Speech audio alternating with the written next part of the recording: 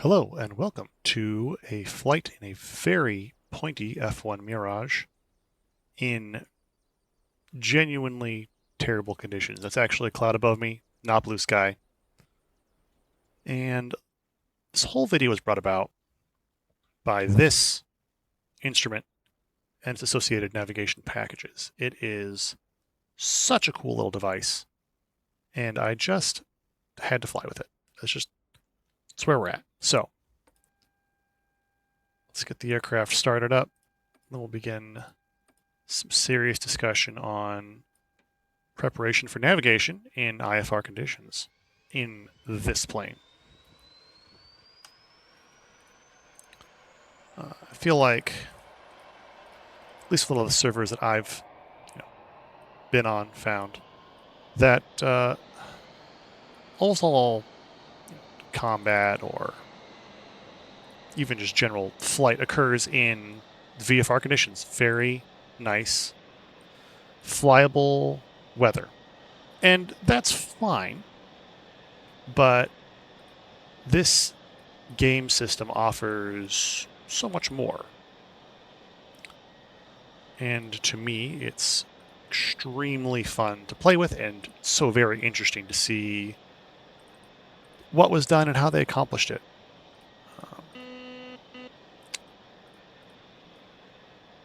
We get locked into RNAV navigation these days, GPS, etc. And I think there's something to be said for an independent, quite redundant navigation system and what you can achieve with analog radio signals. I think it's extremely cool. Obviously. Otherwise, well, there wouldn't be a lot to say here, would there?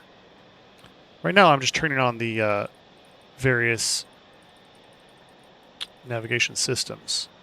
We'll deal with this TACAN first. We're going to take off and land at the same airport. So I know that this is X-ray 44, and that dials me into the radio frequency of this TACAN. Click on there, you can see that it is right here. The other piece of information we're going to need is the ILS, which they only have on runway 07, and it is 109.75. So we'll get that dialed in to our ILS system. Let's see. It's on. I suppose I could check. Yeah, it's there. Perfect. All right. Next, we've got this TACAN. That'll lead us to the airport, but we don't want to go to the airport initially. First, we need to fly, away from the airport. So we want to fly on the opposite radial of runway 07, so they'll be flying visual aids. This is ruler. Oh, God. Totally prepared. It's fine. Here we go. Okay. Runway 07, we're flying this way, but the ILS is going to be back behind us because we are here. We're going to take off here. Got to catch the ILS signal, localize the signal over here on this side. So turn around, fly back this way. Navigation to the airfield isn't super helpful when I'm flying away from the airfield. So we are going to set up buttons. We're going to set up another waypoint approximately over here, about 15 miles away, so that we get on this radial, go here. We're going to do a procedure turn, come back in, intercept the localizer, and ideally the glide slope from the ILS, which we've already tuned in to our ILS system. And then we're going to ride that down through varying levels of terrible visibility to the runway and hopefully not crash and die on the way in. But either way, by God, I intend to find this runway. Okay, that's the master plan. Now to do that, that's where things get cool. So I've got this TACAN dialed in here, but I don't want to go to the TACAN directly, which would help if I turned it on. There. I don't want to go to TACAN directly, so instead, I'm going to designate a radial of 250, which is the opposite of 070. And we're going to set it up for 15 miles out. We're just going to go ahead and enable that system here. Now, right now, I'm about a mile away from that TACAN, give or take.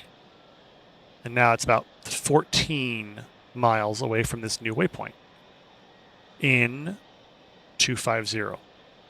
That's exactly what I would expect. It's a good sanity check. That looks great. Okay. Always turn on your backup.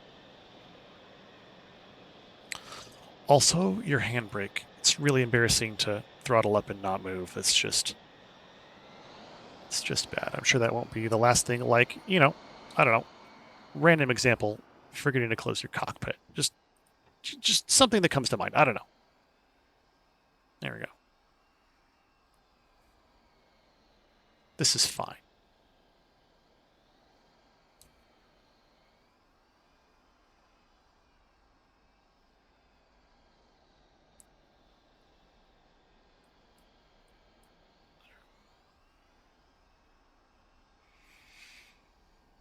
It's taking me a little while to come to terms with the taxiing procedure for the F1.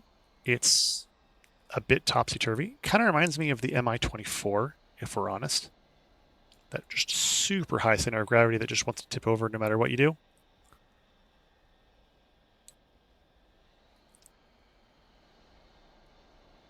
But they were extremely creative on the landing gear, and I have to give them full props for that because it's wild. Let's see if I can get a shot here.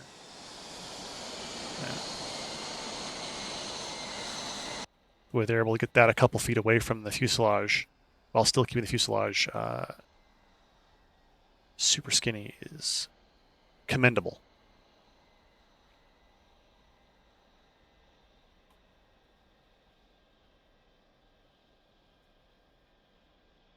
All right, let's get ourselves lined up. Sensitive steering off. Full stop, flaps and slats. Begin spooling.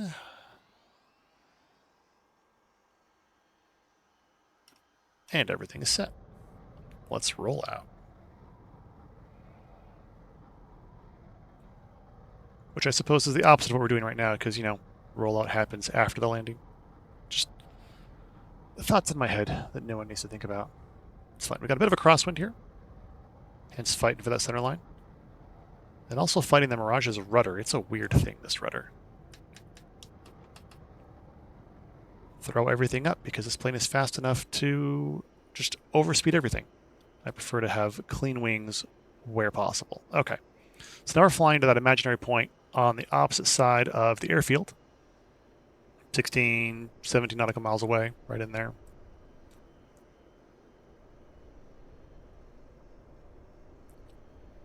Actually, a little bit slower than I expected, but because I'm pulling so hard off of takeoff, which, again, terrible planning, but here we are. I'm going to go a little bit past it because I want to intercept that azimuth off of the runway with my ILS. It should pop up on this attitude indicator here momentarily if I've done everything correct. Hey, there it is. Perfect.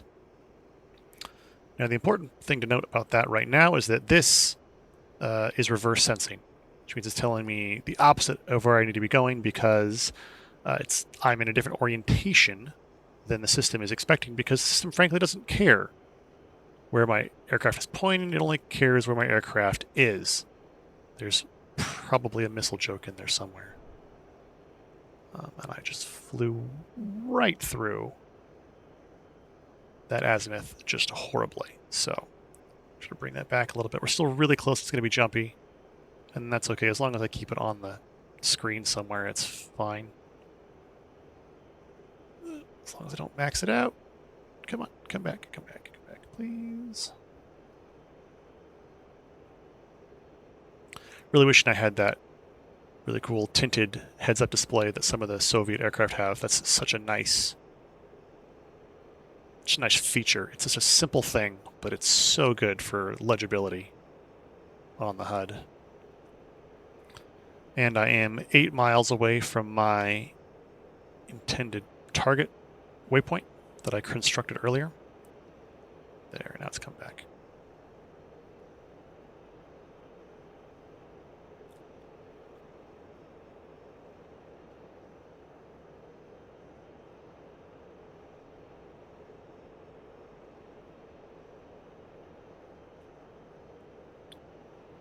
4 miles out, and hey, I've almost got that azimuth figured out. This is fine. I only want to do small adjustments if you're trying to get this lined up because, again, the system only cares where you are, not how you're facing, so you can easily just overshoot these azimuth intercepts and just have a terrible time. There, I've spoken. Okay. It's getting a little high. I'm going to try not to do that. There. We've passed our waypoint about 2 miles. That's fine. We'll do a procedure turn. And slow down because 500 knots is crazy.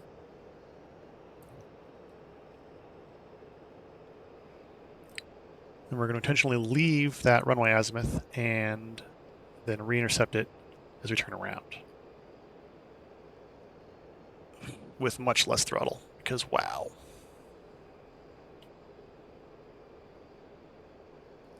Like I said, I'm still pretty new to the Mirage, and figuring out how to get this thing to fly flat level is a challenge. Okay, we've totally lost the azimuth, which is fine. Localizer is gone, and that's all good. We'll bleed some of that speed as we come around. And we'll re-intercept the localizer as we turn back into the runway.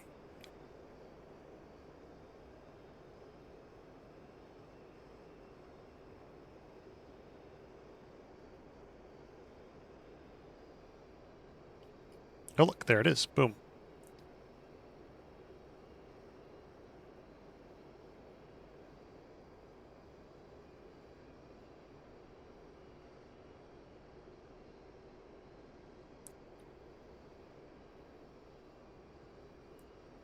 Yeah, it'll be something like that. Let's get my aircraft trimmed out a little bit. And now, instead of going back to my waypoint, we're going to go right back to the TACAN station on the airfield.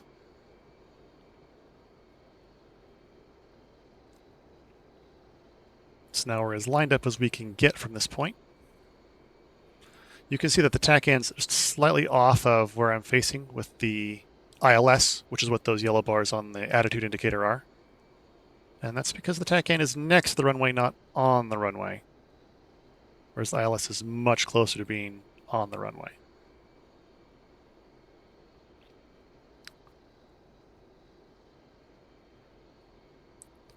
All right, get close, slow enough to deploy some flaps. At least the first stage of flaps.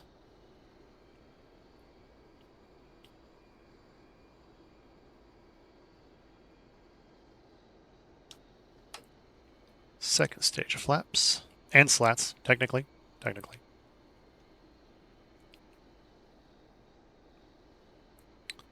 Waiting for that glide slope to show up. We're probably a couple miles out. We're also quite low. That's silly. I should not be this low.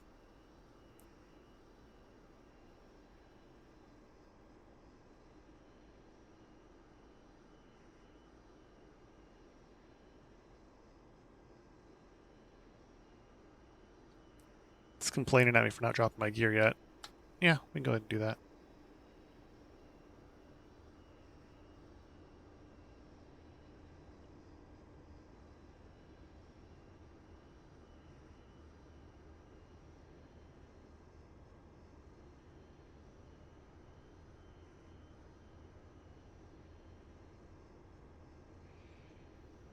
And we know the runway is at approximately 070, so I'm trying to stay within a few degrees of that, because again, we don't want to just overshoot this center line completely.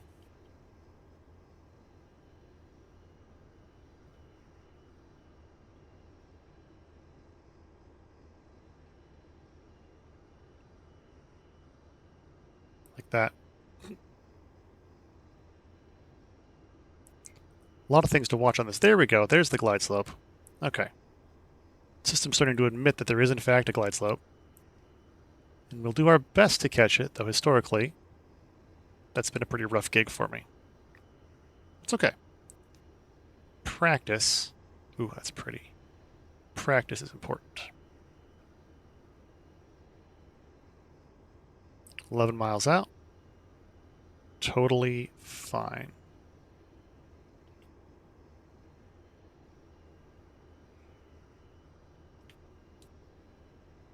Flying it right at the threshold of the speed that I can safely keep my landing gear out. But the Mirage just flies better above 200. Below that, it's pretty spongy. It's pretty scary stuff down there, frankly.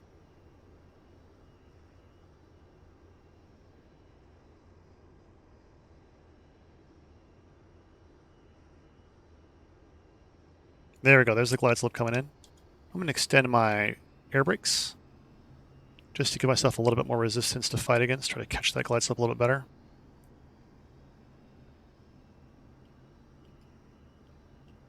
Trim it, trim it, trim it. There we go.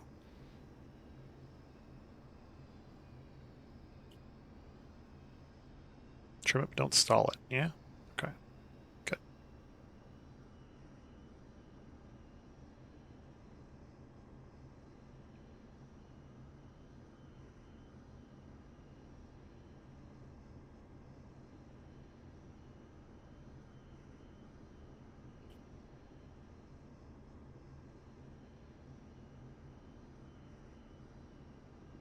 Only descending about 500 feet a minute, a little less than that. So we know that that glide slope is going to be about 1,000. Trying to anticipate that, but this engine is funky levels of fun. There we go.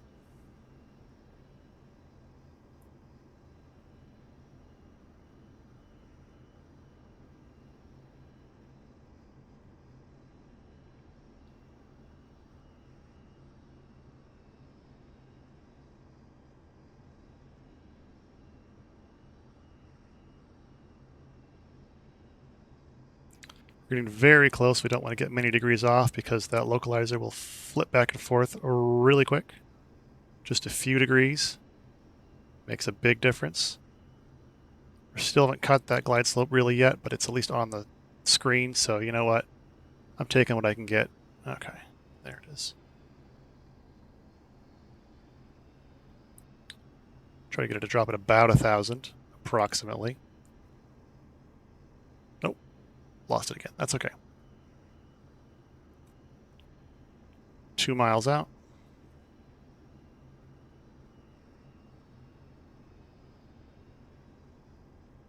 Okay. We should be able to see the runway soon. I certainly hope. Oop, it's off to the left. A bit, but recoverable. There we go.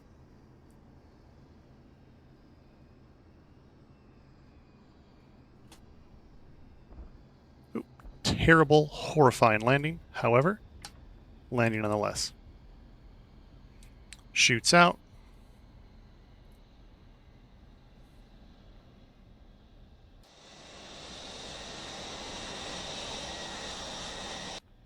Things are coming up somewhat reasonable. I apologize for the horrible landing, but I think that showcased the navigation system reasonably. What the system can do is so very cool. The offsets from radio points of origin is just tremendously sexy. And to add insult to injury, I am going to, oops, get totally distracted. There. And turn off my engine on the runway, which is, probably makes me a horrible person on several levels, but you know what, it is funny. And there we go. Quiet roll to a stop. Let's go ahead and drop the chute. There we go. Anyway, thank you for joining me in this very exciting aircraft in a very fun flight. Don't be afraid to challenge yourself to fly in weird conditions and do strange things. It's pretty cool when you get it right, even marginally so, such as this one. All right, catch y'all later.